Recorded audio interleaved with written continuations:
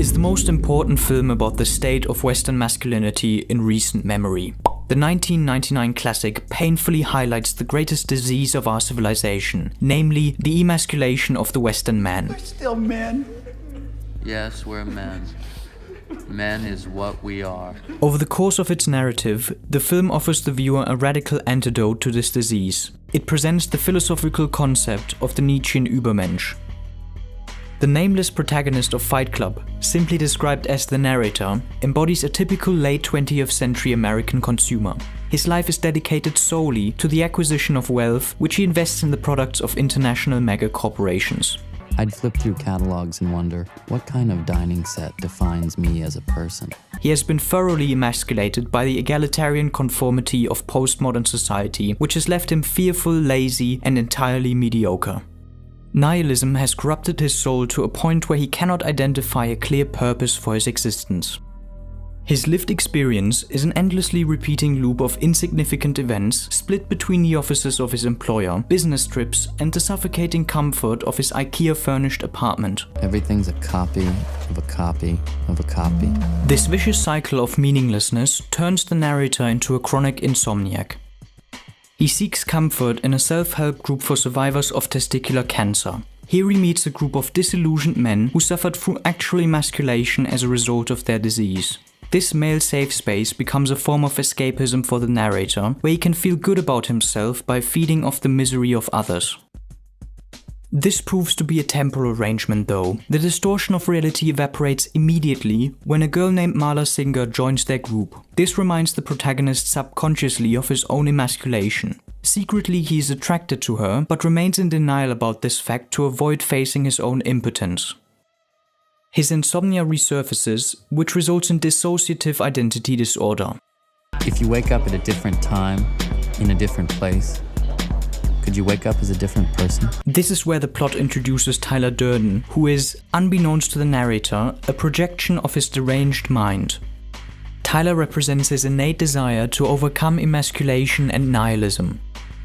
This becomes the main conflict of the narrator's character arc. His old impotent self struggles against his new hypermasculine identity for dominance. Ultimately, the story is about becoming who one really is. Tyler's strategy to guide his other half towards enlightenment is preaching a contemporary interpretation of Nietzschean philosophy. The film itself functions as an allegory for the philosopher's 19th century magnum opus, the book Thus Spoke Zarathustra. The central story here revolves around the character Zarathustra, who preaches to the great unwashed masses that God is dead and therefore man has to evolve or be annihilated. In it, Nietzsche also offers a harsh critique of Western Christianity. According to him, its most emphasized value was humanity's search for truth, which it offered in form of its own dogma. This caused civilization to perpetually seek truth, which culminated in the discovery of the scientific method and the emergence of the Age of Enlightenment in the 18th century. This in turn resulted in the decline of Christianity in the West.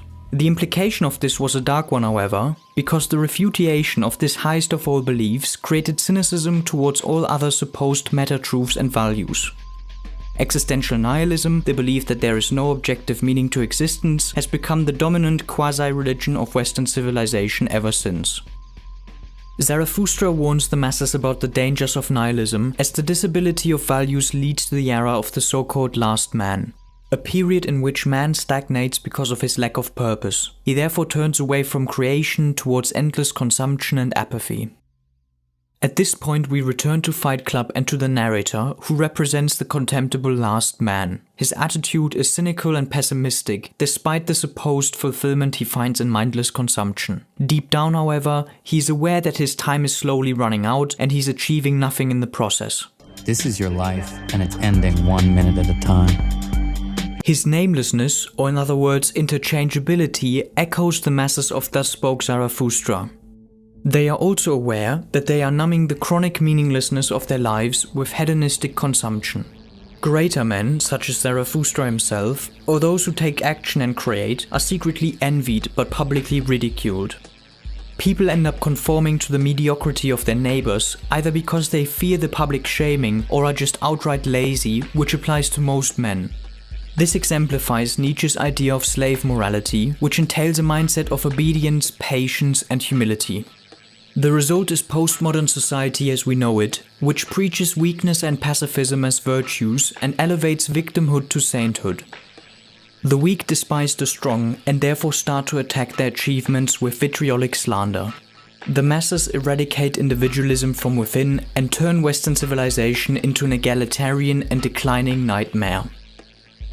Tyler Durden takes on the role of Zarathustra in the internal dialogue of the narrator and preaches to himself about the decline of civilization. Murder, crime, poverty, these things don't concern me. What concerns me are celebrity magazines, television with 500 channels, some guy's name on my underwear. Rogaine, Viagra, Olestra. Martha Stewart. Fuck Martha Stewart. Martha's polishing the brass on the Titanic. It's all going down, man. He rejects the notion that the accumulation of property by mindless labor can be an inherently meaningful task, as it rather takes away from our ability to focus on pursuits that really matter. Things you own end up owning you. In a cataclysmic event, the apartment of the narrator is destroyed by an explosion, which accelerates his personal transformation. This readjusts his focus onto self-actualization, a process which he visualizes in his interactions with Tyler. A key aspect of Tyler's approach is the theme of self-destruction, or as he puts it, Self-improvement is masturbation. Now self-destruction. Excuse me. He encourages the narrator to punch him after their first meeting in Lou's tavern. This escalates into a full-contact fight. This kind of rough play breaks up the inner wiring of the last man type narrator. According to Nietzsche, the emergence of existential nihilism coincides with the return of death anxiety. Western man has lost his faith in the afterlife as a positive outlook. The suffering experienced throughout a lifetime is therefore amplified because there is no heavenly salvation to comfort the pain.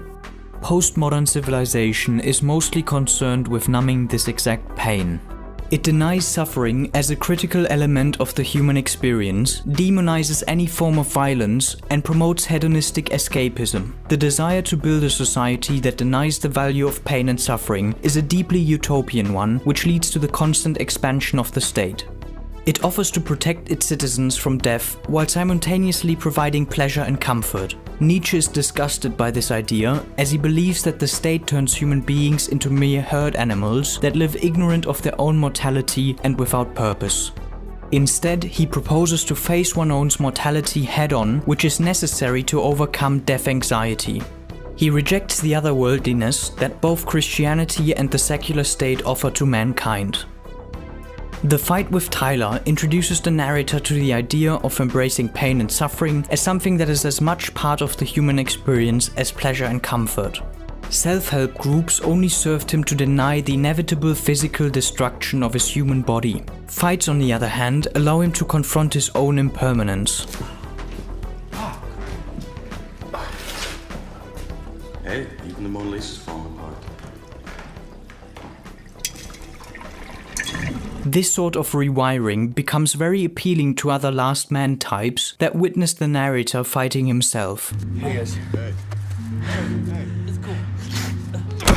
They too are castrated by the life-denying, comfort-seeking and escapist culture of corporate America. Within a few weeks, a fight club is founded where men meet to fight on a weekly basis. In the basement of Lou's tavern, the disaffected men find spiritual salvation in violence, for they rediscover the purpose of masculinity. The evolution of testosterone was not an accident.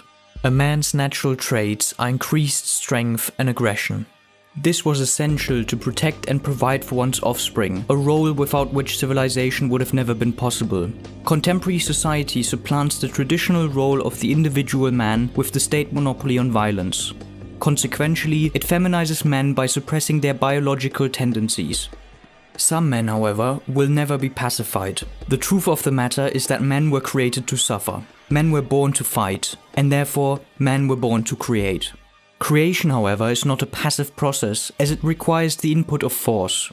Nietzsche once formulated, every creation requires some form of destruction. The Übermensch is aware that his life will end in annihilation, so he overcomes the plain will to live and rather embraces the will to power. He shapes his environment through force to create something that will outlast his short existence. But in order to do that, he has to accept enduring pain, suffering, and destruction as part of the process.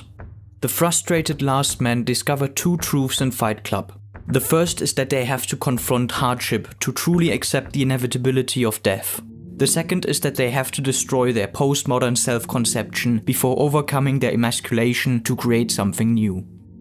It is revealed that Tyler set the narrator onto this path by destroying his old condo. This forcibly detaches the protagonist from his materialistic obsession and is the first step towards destroying his postmodern self-conception.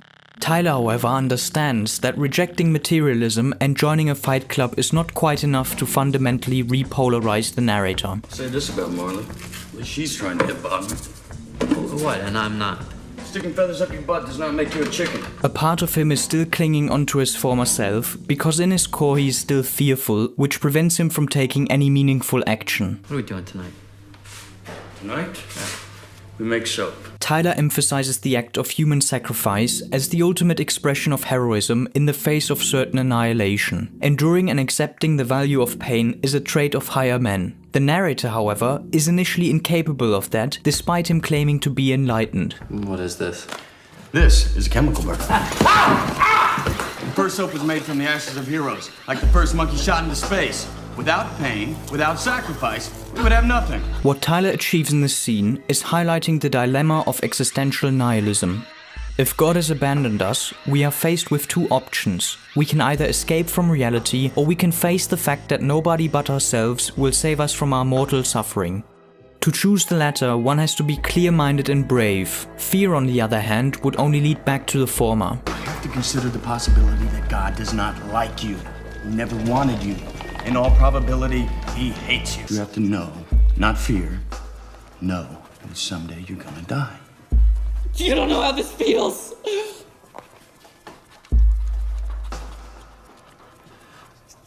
It's only after we've lost everything that we're free to do anything. Nietzsche himself believed that the highest must come to its height out of the deepest depth, meaning that man has to hit bottom to truly grasp the finiteness of his own existence. Only then can he positively embrace his short life and evolve into the Übermensch, who creates his own purpose and takes action to fulfill it. Congratulations. You're one step closer to hitting bottom. Tyler continues to introduce the other men of Fight Club to the idea that they belong to a generation of last men who have been turned into a homogeneous herd of Western consumers, misguided by a set of false expectations. Advertising has us chasing cars and clothes, working jobs we hate so we can buy shit we don't need. We're the middle children of history, man. No purpose or place. We have no great war, no great depression. Our great war is a spiritual war. Our great depression is our lives.